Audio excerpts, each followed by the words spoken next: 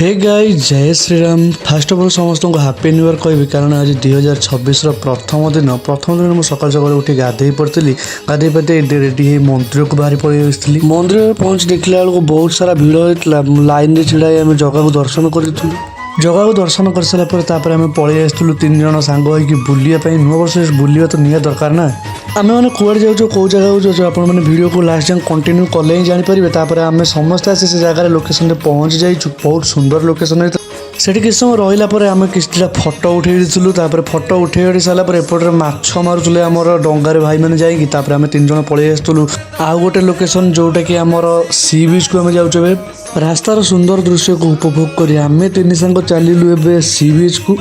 बाट सारा गाड़ी गपसप मजामस्ती कर आम पहुँच जाइए सी बीच रे आपण मानू छाड़ी आपण मैंने कमेंट कहे यहाँ कौ सी बीच को आम आसीचु